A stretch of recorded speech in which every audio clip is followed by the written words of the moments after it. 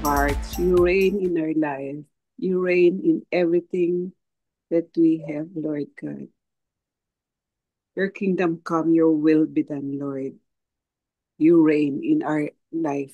Salamat, Panginoon, that you are with us always. At kayo po ang naghahari sa aming pagkatao, sa aming puso, Panginoon. At kayo lang po ang aming uh, pinapatira sa aming kaluluwa at sa puso namin at sa isip namin, Panginoon.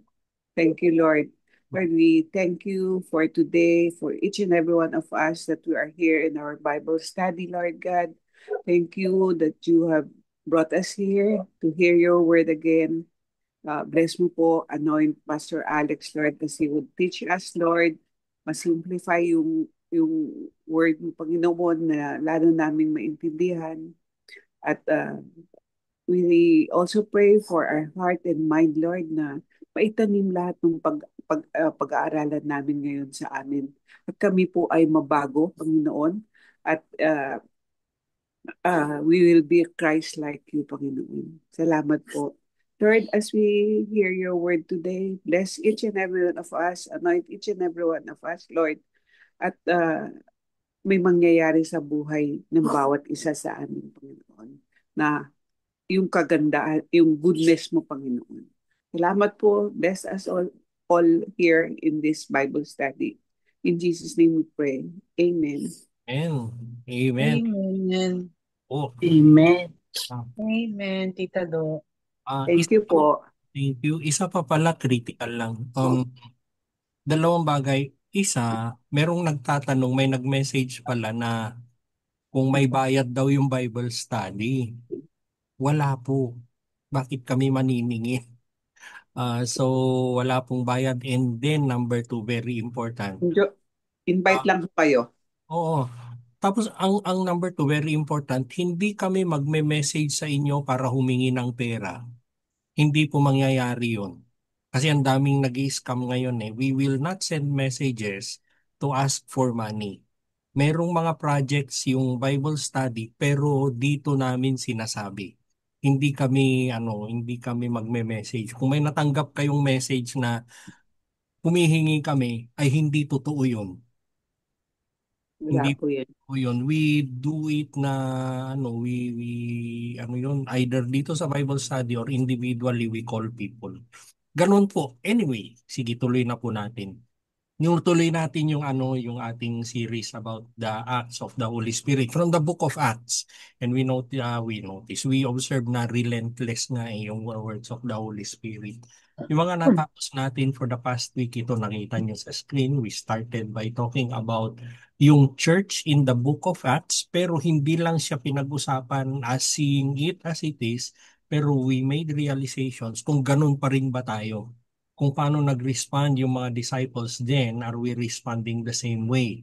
Tapos yung promise and power, sabi nga natin, merong promise and power. What is the purpose of the promise? Bakit merong power? Bakit binigay ni Lord sa atin yon? Yun yung pinag-usapan natin. And then, growing in grace. Pag-usapan natin yung growing in grace followed by yun, bold witness in the face of opposition. Sinong tinakot mo? Yung attitude ng mga attitude ng mga apostles, yung attitude ng mga apostles, kasi sinong tinakot mo? Hindi sila mapipigilan. And then, pag-usapan natin last week is about breaking barriers beyond borders. Nangyari yung namatay pinatay si Stephen, tapos umalis yung mga disciples, yung mga believers, they left Jerusalem, yun nga yung diaspora na sinasabi. Pero with the intent na tigilan nila yung message, yung gospel. Pero anong nangyari? Yung mga umalis ng Jerusalem, silang nagdala ng gospel. And they broke barriers, they went beyond borders, tinuloy nila, instead of stopping the church from growing, it grew more. It grew more. So, sabi ko nga nung last week, we will not leave yung topic about Stephen, kaya siya yung pag-uusapan natin ngayon kasi may mga matututunan tayo from Stephen, yung buhay niya. Dun sa sinabi ko nga, kung sana nabasa niyo yung Acts chapter 7 before yung study natin tonight, pero particularly We will talk about the life of Stephen and God's presence beyond the temple. So, we will not focus dun sa stoning of Stephen, pero ang pag-uusapan natin tonight ay yung defense niya dun sa Sanhedrin.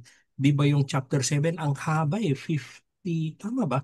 50 verses yata yon. Tapos he was talking so much, he was explaining so much.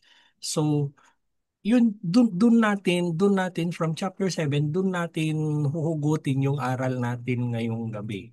Well, when we talk about the church, we talk about the presence of God. Minsan kasi, kaya nga ganun yung warm up natin and it's very good na nag-respond tayo in that way.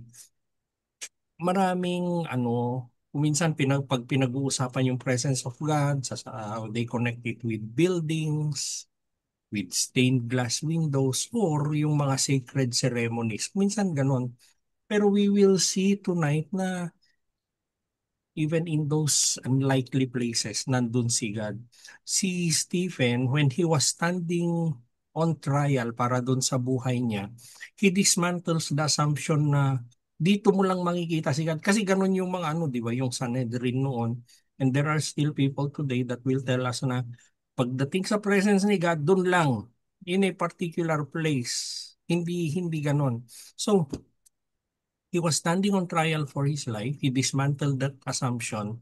Bakit? Ang ginawa niya, if you read yung chapter 7, he was walking through the history of Israel. Sinasabi niya noon, and then, saan nangyari ito? It did not happen in a church, the temple, a synagogue, it did not. It happened in a courtroom. He was standing on trial. Yung words of Stephen, they remind us na si God ay he met Abraham. Sabi nga niya in Mesopotamia, si Joseph sa Egypt, si Moses sa wilderness. And long before, yung nangyari kay Abraham, Joseph, and Moses, this happened long before there was a temple. Through the spirit-filled defense, yung mga binibitawan niya mga salita, merong malalim na katotohanan na sinasabi si Stephen that God is not confined in temples that are made by human hands. Pero He is with us, He is near us, even in our deserts, prisons, trials, nandun siya. Minsan, yung hardest seasons natin becomes the holiest ground in our life. And hearing yung mga yung mga shinare nyo kanina, yung hardest seasons, maybe it is something of the past, or maybe it is where you are now. Pero yung hardest seasons natin, they can become our holiest ground. Quote ko sa inyo, si A.W. Tozer, sabi niya, wherever God is, there is the Holy of Holies. Sabi niya. Yung Bible study natin tonight is an invitation for us to rediscover we have heard this before. Pero bakit nire-remind tayo lahat ng Panginoon? It is an invitation for us to rediscover na God walks with us. Basic as it may be.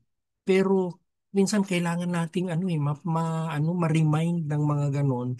Kailangan natin ng affirmation that God will always walk with us not only in our mountaintops pero pati dun sa pinakamalalim na mga pangyayari sa buhay natin. Even in the deepest and darkest shadows of our life, nandun po ang Panginoon. Ano ang maaaral natin from Acts chapter 7? Unang-una, God met Abraham in a foreign land. I-explain ko mamaya. Volunteer naman po magbabasa ng Acts 7, 2-4. Please. Brothers and fathers, he replied, listen. The God of glory appeared to our father Abraham, where he was in Mesopotamia. Before he settled in, hindi ko mabasa, Haran. in Haran, and said to him, leave your country and relatives and come to the land that I will show you. Then he left the land of Chaldeans and settled in Haran. From there, after his father died, God found him moved to this land in which you are now living. Acts 7, 2-4. Yun, thank you, thank you. Um, para ma-appreciate natin, si Abraham, tagapagmana. Yung family nila, ubod ng yaman. Ubod ng yaman siya. Tapos, pagan worshipper si Abraham, meaning iba yung Diyos niya. Iba yung Diyos niya. Tapos we read from yung scripture natin sa screen na the glory of God appeared. So nagpakita si God kay Abraham in whatever way that is, nagpakita siya. Tapos yung verse 3 said to him, "Leave your country and relatives and come to the land I will show you." Remember, yung Abraham na kausap niya, iba ang Diyos ni Abraham. Tapos ito yung Diyos, si Yahweh, nagpakita siya kay Abraham. Tapos sinabi niya, "Leave your country and your relatives and come to the land that I will show you." Verse 4, no ifs, no buts, no questions. He left the land of the Chaldeans and settled in Haran, sabi niya. Okay, doon muna tayo. Bakit si Abraham? Iba yung Diyos niya. Sobrang yaman, tagapagmana siya. Siya yung nag-iisang tagapagmana. Then comes this God that he does not know, na hindi niya kilala. Tapos, sinabihan nung God na yun na iwan mo lahat yan. Remember, iwan mo lahat ang mana mo. Iwan mo lahat ang kayamanan nyo. Yun yung sinasabi niya eh. Bakit si Abraham, na iba yung Diyos niya, nung narinig niya yon, sumunod. No questions. Bakit siya sumunod? Yung, yung idols, yung foreign gods ni Abraham, in order to please them, you make promises common to any other God except our real God. It is common to them na gawin ko ito, bigyan mo ako niyan. Gawin ko ito, ikaw yung nangangako. Then comes this one, i-connect natin, although hindi na natin bubuksan, i-connect natin sa Genesis chapter 12. Kakaiba itong Diyos na ito para kay Abraham. Dun sa mga dating Diyos, ako yung nangangako. Then comes this God na siya yung nangangako sa akin. I will make you a great nation. I will make your name great. I will bless those who bless you. Yun yung sinasabi. Aba, kakaiba itong Diyos na to. So when he heard all of that, sumunod siya. Pero he was in a foreign land. He was in Mesopotamia during that time. He was there. So, ano yun? Bakit sana sa sana sa Jerusalem, sana sa hometown niya, familiar places. Pero God chose an unfamiliar place to reveal himself kay Abraham. Si Stephen, yung defense niya, ito yung pasimula ng defense ni Stephen, and he was highlighting that God's servant, God's covenant, did not begin in the promised land or in a temple. It could have been dun sa promised land sana, temple sana, pero wala pa mga ganon during that time. They were in a foreign land. They were in a pagan land actually. In a land where no one would expect God to be in. Places, events na akala natin wala dun si God, pero dun niya tayo tatagpuin. Si Abraham did not seek God in a sanctuary. Pero anong nangyari? Si God ang nag-initiate ng relationship with him, tapos sa Mesopotamia pa. First step is always done by God. First step is always done by God. He will meet us in a foreign land, anuman yung foreign land na yan sa atin, anuman yung kalagayan ng lugar na yan sa atin, hostile as it might be, pero God will meet us there. Nasaan ka ngayon? Kaya dahil nasa simula ng defense ni Stephen, it sets the tone that God appears where He chooses, and often far from what people would label to be sacred. Minsan hindi hindi kakaiba na itong lugar na to eh. Pero God is still there. God is still there. Ano ibig sabihin yan? What is it to us? Na wag nating ilimit si God dun sa mga familiar places lang. Hindi po. Dun sa mga familiar places.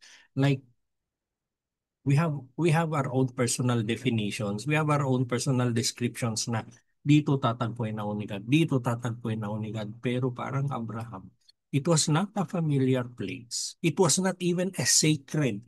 Kung ano man yung definition ng sacred na yun. It was not even a sacred place. Nasa disyerto sila. Tapos dun siya tinagpo ni God.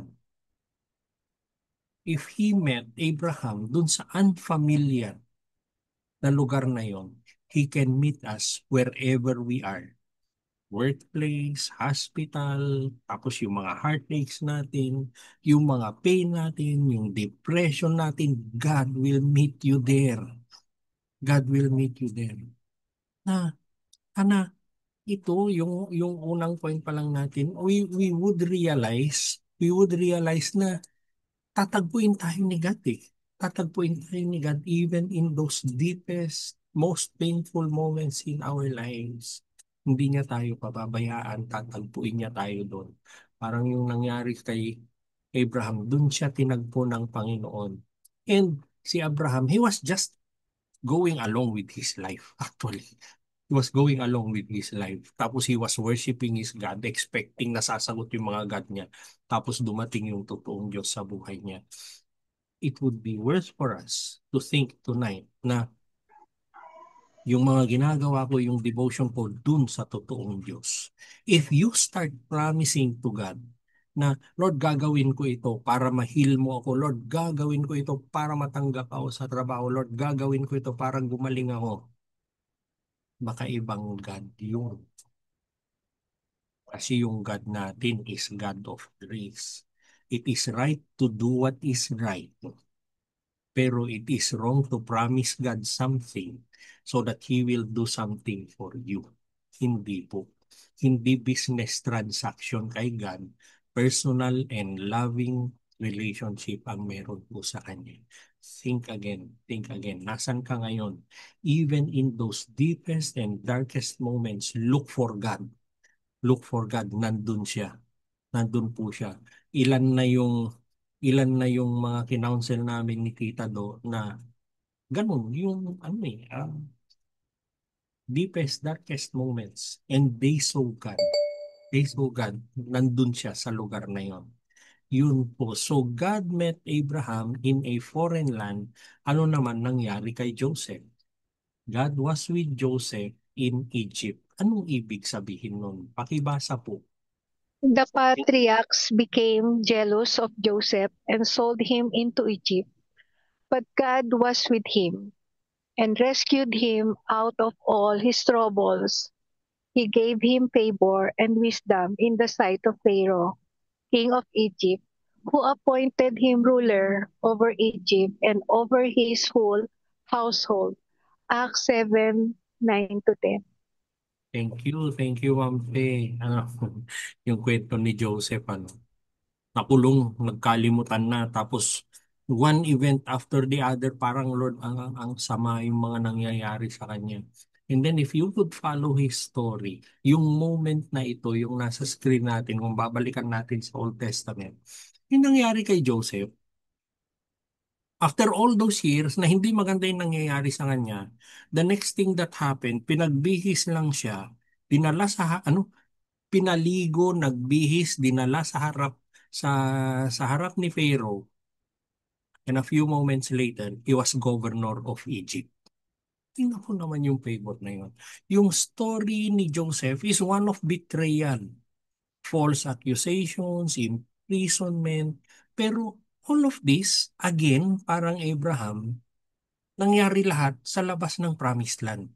It was outside the promised land. And think of it, have you ever been betrayed before? Siguro naman lahat tayo meron tayong kwento ng betrayal. It might have happened to us. We might have been betrayed, and it might have even happened outside the promised land. Or maybe it happened on what we perceive to be the promised land, pero nangyari pa rin yung betrayal. One truth na in-emphasize ni Stephen about Joseph, God was with him. God was with him. Nasaan man yan, God was with Joseph. Egypt, which is a symbol of slavery, of suffering. Si Joseph, hindi siya nag-iisa. Yung presence of God, listen to this, the presence of God will transform even enemy territory into a place of purpose and preparation. Are you in enemy territory? Maski yung akala mo na promised land, yung akala mo na napakagandang lugar, pero for some reason na infiltrate ng kalaban, it turned into enemy territory, pero hindi natitinag ang Panginoon natin sa ganon. Yung presence of God will transform even enemy territory and will transform it into a place of purpose and preparation. Nasaan ka ngayon? Nasaan ka ngayon? Are you within an enemy territory? Are you within a place of betrayal today? Kasi put your faith in God, put your trust in Him, because He will transform that place into a place of purpose and preparation. Hinahanda ka ng Panginoon. Even when others forget you, they hurt you, God will never abandon you. Si Joseph, parang Joseph, we can thrive. In the very place that was meant to destroy Joseph, that was where he thrived. In the very place where you think you were betrayed, where you think you were destroyed, that would be the very place. That would be the very place where God will lift you up and turn it into a place of purpose and preparation. Anong Egypt sa buhay mo ang ginagamit ni God ngayon for your growth and for your calling? Nasa Egypt ka ba ngayon? Think of it well. What is God telling you tonight? And yung last na point natin, God spoke to Moses from a burning bush in the wilderness. Siyempre, alam natin yung kwento niyan. Pakibasa po, verse 30 to 34, please. After 40 years had passed, an angel appeared to him in the wilderness of Mount Sinai, in the flame of a burning bush. When Moses saw it, he was amazed at the sight. As he was approaching to look at it, the voice of the Lord came. I am the God of your ancestors, the God of Abraham, of Isaac, and of Jacob. Moses began to tremble and did not dare to look. The Lord said to him, Take off the sandals from your feet, because the place where you are standing is holy ground. I have certainly seen the oppression of my people in Egypt. I have heard their groaning and have come down to set them free. And now, come, I will send you to Egypt. Acts 7, verse 30 to 34. Amen. Thank you, Ronnie. Ano ba nangyari kay Moses? Lumaki siya sa Egypt. Since inadopt siya ng anak ng Pharaoh, he was a son of the Pharaoh. Pero anong nangyari sa kanya? May mga nangyari, nahuli siya eh. Tapos he grew up knowing na hindi naman siya Egyptian. He knew he was Hebrew. Tinuro sa kanya yun nung nanay niya na naging yaya niya. Yun ang yun yung nangyari sa kanya. So he had to go away, he had to flee Egypt. Tapos he lost everything. Position, purpose, nawala lahat sa kanya yun. Ang napakaganda yung buhay niya doon. Nawala lahat yun. Tapos he ended up in the desert and yun nangyari sa kanya? 40 years na shepherd siya. For 40 years he was tending sheep. But it was in the wilderness, hindi na naman sa temple, where God revealed His name and His mission. Ginawa ng Panginoon sa wilderness na naman yan. Tapos in a very unlikely situation, a burning bush na hindi nauubos. Pinapaalala ni Stephen that God's greatest callings often begin after we have lost everything. Ano yung mga nawala sa iyo? You might lose a lot of things. You might lose position, you might lose purpose. Baka nire-realign ka lang ni Lord. Baka nire-realign ka lang. Pinatikman niya lang lahat yun sa iyo. Pinatikman niya na lahat yun sa iyo and they are good. Of course they are. Of course they are good. Tapos biglang nawala. Meron kang posisyon, mataas ang ano, everything was good for you, and then you lost everything.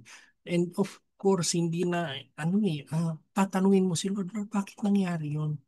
We ask all those things from the Lord, and then ganun din kasi yung nangyari kay Moses. He lost everything, karangyaan, kayamanan, mana, nawala lahat sa kanya yon.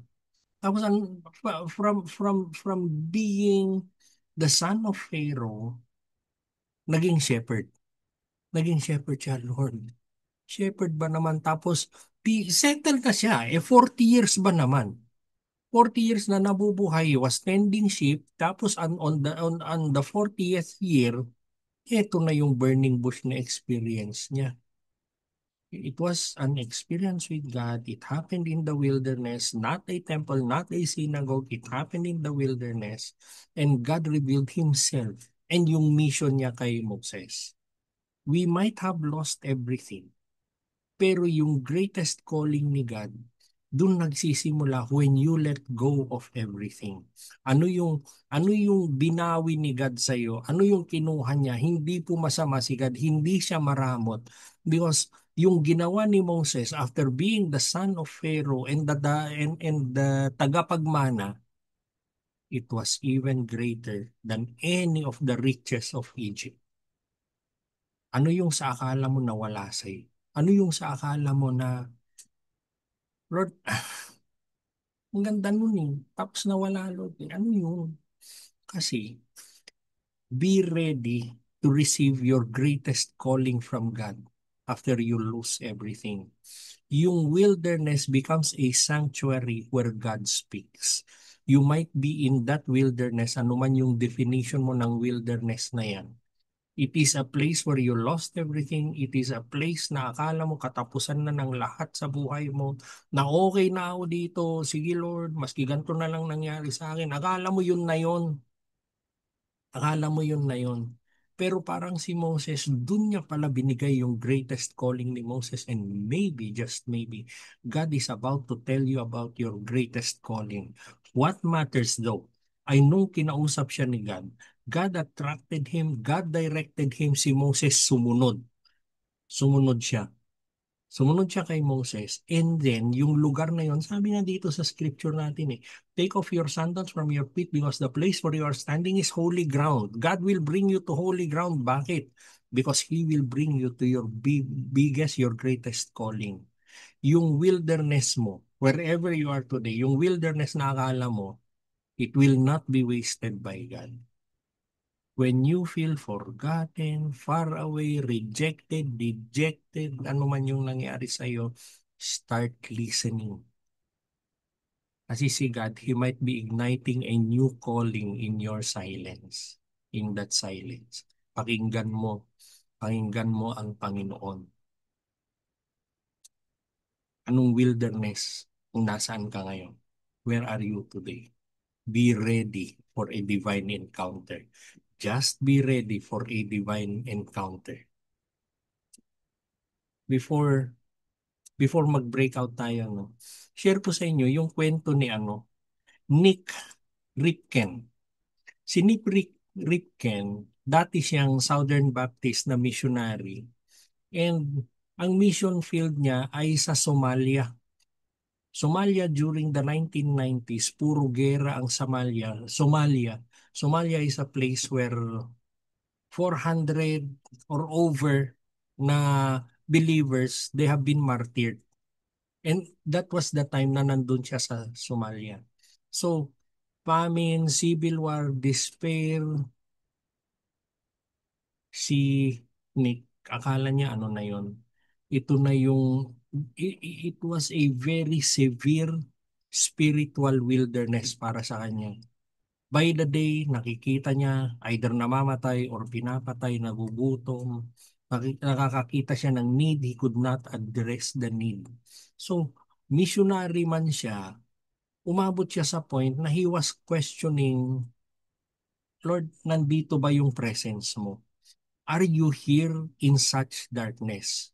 Pero, it was in the same wilderness, yung wilderness quote-unquote, Wilderness, bakit? It is far from the churches. It is far from yung mga Christian communities na nakasanayan niya. It is in this wilderness na ang layo-layo na niya from any minister or church or any Christian community. It was in this place that God began to teach him. God began to teach him the depth of His presence. Natuto siya, unti-unti niyang nakikita, na-experience, na-encounter si God. Tapos anong nangyari? When he started listening to God, dinadala siya ni God dun sa mga secret believers, underground churches, and secret believers, underground churches as they may be, they radiated joy and boldness despite the persecution. Later, sinabi ni Nick, the more absent the church seemed, the more present Christ became. Di niya. Ganun pala.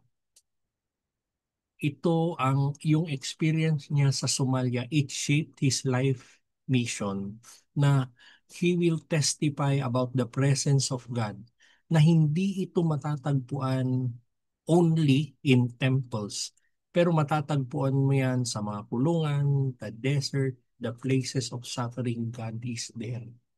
God is there. And ano man yung akala nating suffering na pinagdadaanan natin ngayon, parang yan sinabi ni Nick. The more absent the church seemed, the more present Christ became. It is all about Jesus. It is all about Jesus. Nandyan ba siya? Yung pinagdadaanan mo ngayon, look for God. Nagsulat siya ng isang libro. Nilagay niya lahat yung experiences niya sa libro and he entitled it The Insanity of God. Meron ding film yan. Pero yung book, yung film, it is not about madness. Pero it is about the miraculous presence in hidden places. Miraculous presence of God even in hidden places. Sa akala mo, parang wala si God. Sa akala mo, Lord, bakit nangyari ito? Bakit nangyayari ito sa akin? Lord, bakit ako ganito ngayon? Look for God. Nandun po siya. Be assured that God is there. So tonight we talked about Stephen. Sabi nga natin, hindi about yung stoning of Stephen, pero yung presence niya during yung trial ni Stephen. God met Abraham in a foreign land. God was with Joseph in Egypt. And God spoke to Moses from a burning bush in the wilderness. Do we have time? Yes, we have time. We have time para sa ating breakout rooms. So ano yung ipaprocess nyo sa breakout rooms? Are there areas in your life where you have limited God's presence to a building, event, or leader? So hindi siya building, given na alam na natin lahat yun. Pero kung minsan we think of God's presence in an event or in a leader, alam niyo yung iba, ayaw bumitaw na nililipat sila ni God sa ibang leader, ayaw niyo. Mga ganon. How can you become more sensitive to God's voice in the wilderness seasons of your life? And then the last, which part of our Bible study had the deepest impact on you? Ayan, tita daw, pakishare mo. Tapos yung iba, pakipicturan na lang, please. 15 minutes will start now. Yun, sige po, thank you. Mag-share ako sandali ng screen. Yun. So yan po yung ito yung pre-process natin, ito yung pinag-aralan natin. Stephen's message it was more than a historical lesson. Alam niyo, for the longest time pag binabasa ko yung Acts chapter 7, akala ko nagre-reveal lang ng history si Stephen, pero reading between the lines, it was a revelation of God's boundless presence. He was talking pala, pinag-uusapan niya yung presence ng Panginoon, and then considering na kinakausap niya yung Sanhedrin, akala nila sila lang. Tayo hindi ganun eh. It is present in everyone and in all of us. in all of us. Tapos yun nga kung ano yung mga wilderness natin, yung mga challenges natin. Si Abraham, hindi siya nangailangan ng altar. Si Joseph, hindi siya nangailangan ng ano eh. Yung sabi ko nga, nakakulong. Tapos sinabihan siyang maligo ka, magbihis ka, humarap kay Pharaoh, in a few moments, governor na siya ng Egypt. Alam nyo, for all those years na hindi maganda yung mga nangyayari sa kanya, pero yung isang pitik lang ni Lord, kumanda yung buhay niya. And sana sila yung mga inspiration natin. Tapos si Moses lost everything, nagsettle na siya, 40 years ba naman eh. 40 years, okay na ako dito. Tapos biglang binago ni God. Binigyan siya ng greater assignment. Pero if there is something common to all of them, each of them had a willing heart to listen. They were all ready to listen. And kung meron man tayong isang take home ngayong gabi, yun sana. Let us have a heart that is willing to listen.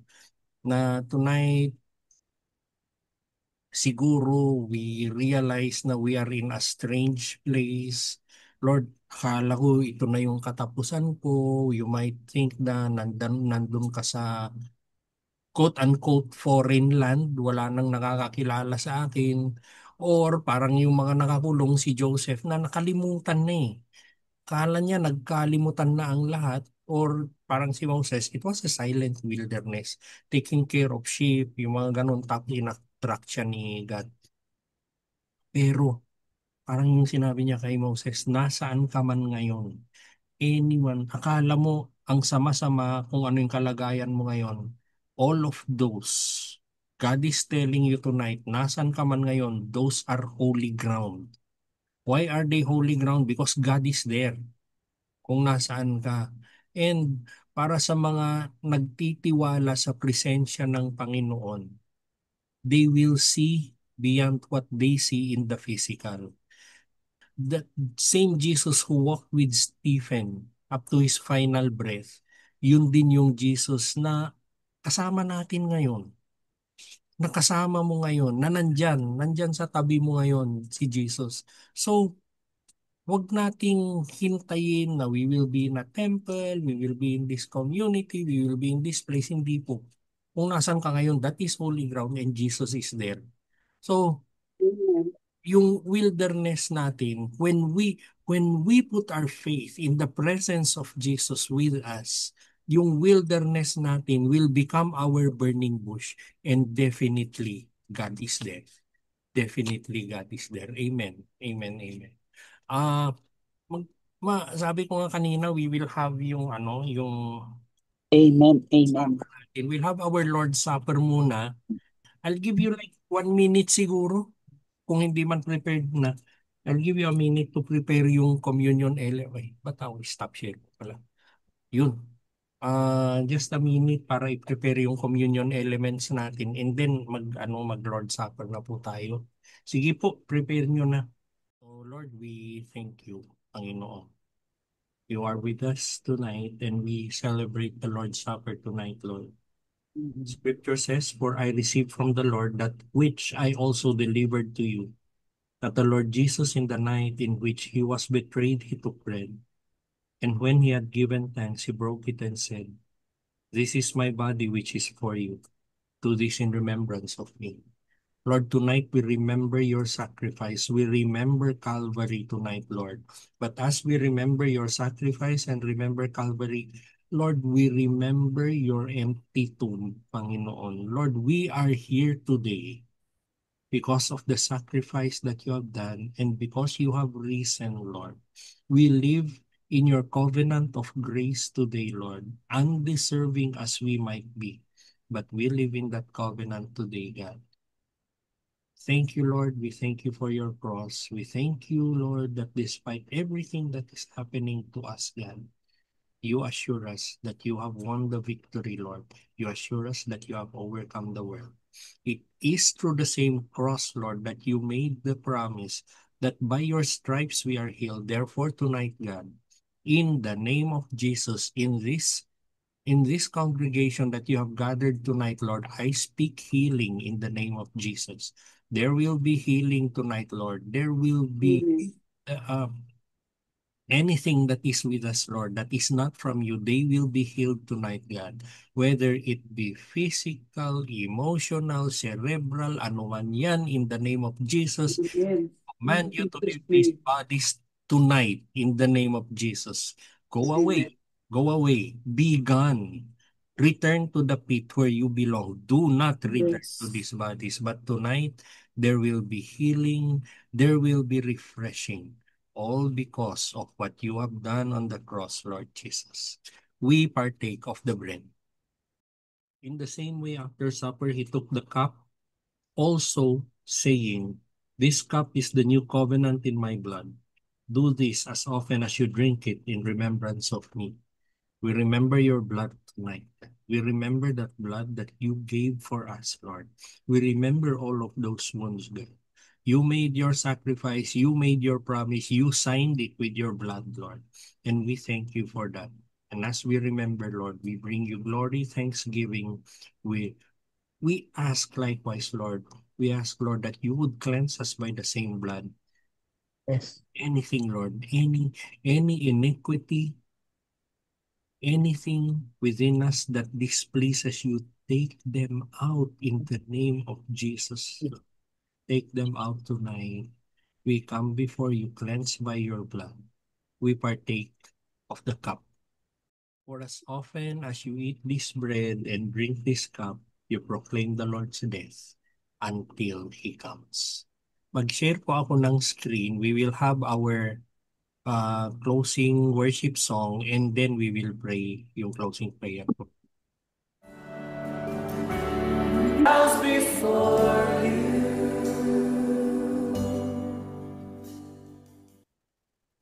Lord, we thank you for reminding us that you are not confined in temples or in traditions. Thank you, Lord, that you meet us even in our brokenness, in exile, in silence, in the fire. Salamat, Panginoon. Lord, would you teach us to see you in this wilderness seasons, God, and to trust your presence, that we will hold on to you, Lord, that even if we walk through the valley of the shadow of death, we will fear no evil in the name of Jesus because your crook and your staff are there to comfort us, Lord. You have prepared a banquet for us in the midst of our enemies. You anoint our head with oil, and surely goodness, surely, Lord, goodness and mercy will follow us all the days of our lives, for we will dwell in your house forever. Lord, let our hearts become the sanctuary where you dwell, Panginoon. If for the longest time, Lord, we have ignored this, Lord, would you enkindle that fire in our hearts tonight, Lord? Give us eyes to see burning bushes, Lord, where others see only holy dry ground, Panginoon, and help us always to respond, "Here I am, Lord." Lord, we pray for Anne tonight, Lord, as she goes through her exam. Panginoon, you have brought her this far, and you who have begun a good work in her will carry it on to completion until the time of Christ Jesus. Lord, bless her with confidence. Bless her, Lord, that she would trust in how you would lead her. But Lord, we pray that this would lead to something better for her life. Panginoon, we lift up to you, Joanne, tonight. Panginoon, it is not by accident that she is with us tonight, Lord. Lord, you led her here. You talked to her. She responded to your call. And we pray, Lord, that tonight there would be refreshing in her life, Panginoon. Things might not have happened the way she expected, Lord, but nothing will ever be wrong in your plans, Panginoon. Lord, we pray that tonight, in the name of Jesus, she would be released, Lord, from depression, from anxiety, from worry, Panginoon. Would you replace all of this with your presence? Replace them with faith, Lord. Lord, we thank you that she has sought you tonight, Lord, and because of that, you will answer her, Lord.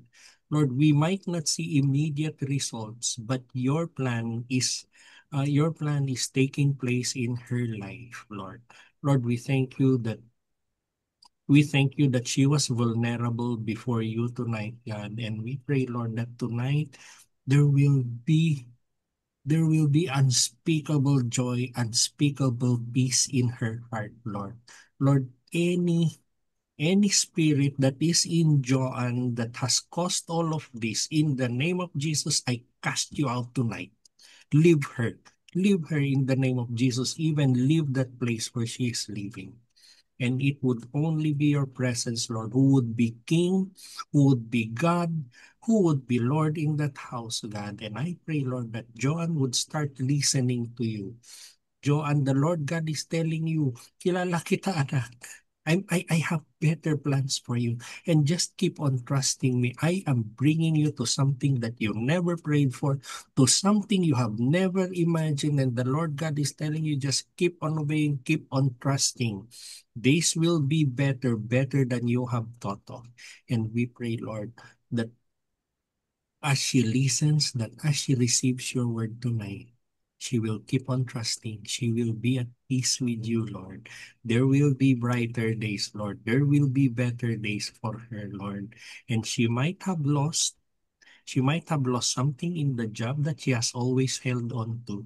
But this is only your way, Lord, of letting her focus on you. You have plans for her, Lord. They are plans to prosper her. They will not harm her. They are plans that will give her hope and a future. Better days in the name of Jesus will be for Joanne. And each one of us, Lord, who has listened to your word tonight, Lord, we pray that we would always seek your presence. Be blessed to be with you, Lord, and be with you likewise. In Jesus' name. Amen. Amen. Amen. Amen. Amen. Amen. Amen. Thank you, Amen. Pastor. Thank Thank you, you, Pastor. Pastor. Thank you, classmate. Amen. Yan, picture na Good tayo. luck. Thank you po, Pastor.